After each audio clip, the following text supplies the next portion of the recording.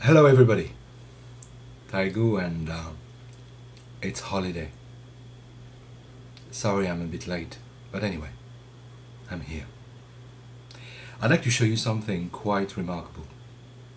A few weeks ago, I received a parcel, and well, it's not very often.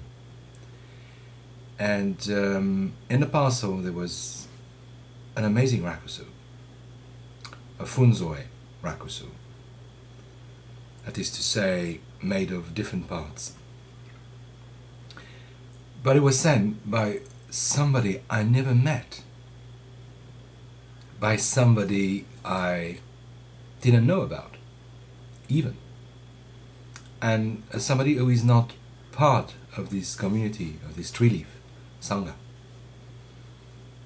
He lives in Buenos Aires, and he's been quite a long time sitting with various people in various Sangha, and he's a dedicated sower. He's doing Nyohe Rakusu, he's done quite a few, and that's what he sent me. I don't know if you can see the stitches, it's absolutely mind-blowing. So I decided to write something like, I think, a man of no rank at the back, and here we are. So, many thanks to you, Doden, and fantastic job, really. Now, this is a clear example of what can take place sometime in this very unusual, yet quite ordinary community. We've got people who never met in the flesh, but nevertheless, and that's not exceptional on the internet, but feel a real closeness, a form of real intimacy between each other. There is friendship, kinship, there's something happening. And with our group, it's also fueled by a common practice, also with questions we all ask each other and ask ourselves. And it's got a lovely feeling, which I would call horizontal feeling. By horizontal I mean not vertical. Vertical is the traditional way many institutions work, and even society works in that way. You've got the happy few at the top that own the land, they have everything, they've got the authority, the wisdom, and you go down the bottom, and as you go down the bottom of the pyramid, because it's like a pyramid, you reach the tip, the real bottom, and then it's just common folk, and nothing to say really. And that movement, that actually picture, I think is going to fade more and more as we go and grow into this century. Hopefully we will develop other ways of relating to each other. And I think that this field is very experimental, and that's what we're doing now. Even the figure of the teacher is not guru-like anymore. And I know in many Sangha you've got the guy at the top, and you can only approach him if you, or her, but very seldom her again. It's most of the time a guy, a male teacher, and you can seldom approach him. He's out of reach. Or you've got to develop sort of, go into a kind of courtship, whatever, to get closer, and then bang, you might be allowed to be part of the inner circle of the happy few. And I think this is not what's happening now. I know Junto is very available because he's got a bit more time, and I don't really. But I sometimes get some just conversation with guys all over the place, and it's a fantastic feeling. And it's nothing like I'm speaking at you. It's really just a casual conversation, really.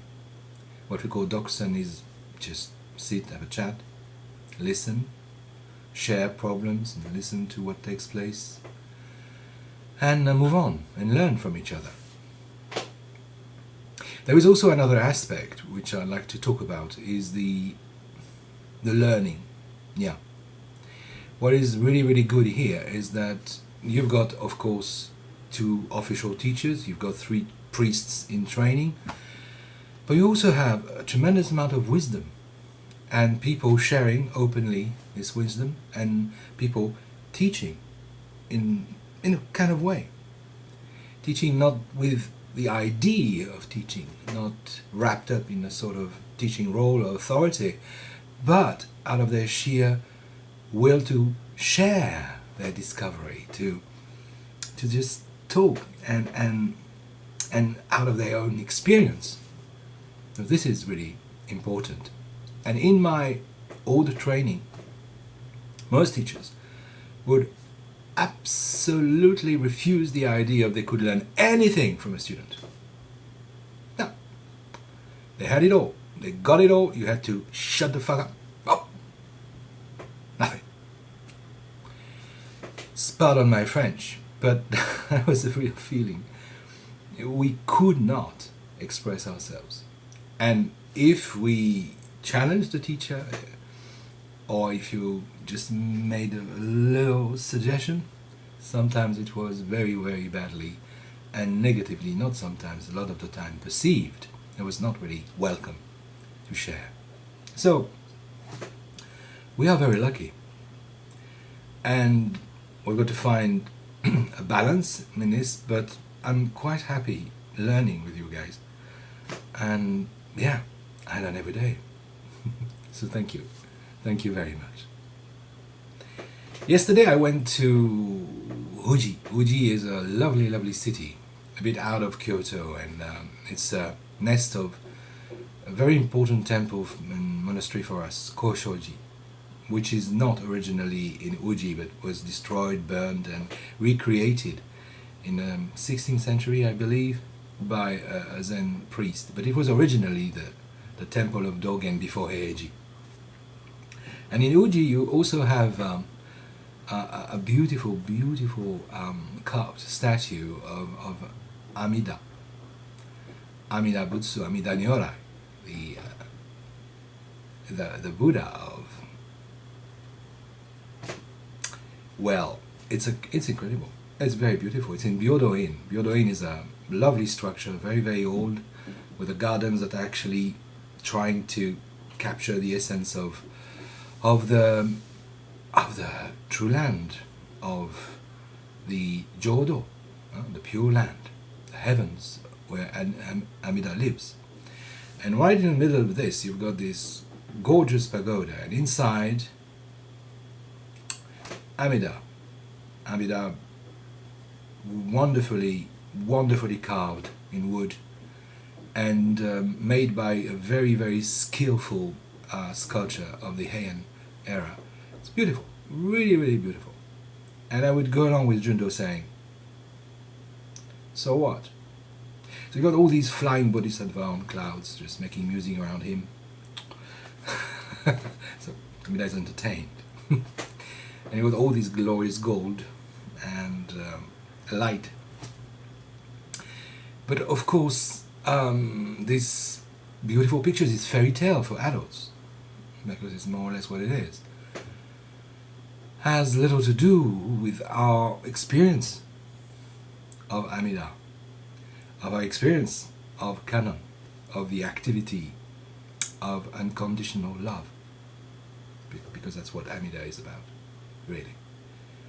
And yeah, and it's also a challenge to move on and to respect these things from the past as cultural assets and works of art, but to really understand that if we want to make the Buddhist teaching live in our life, we better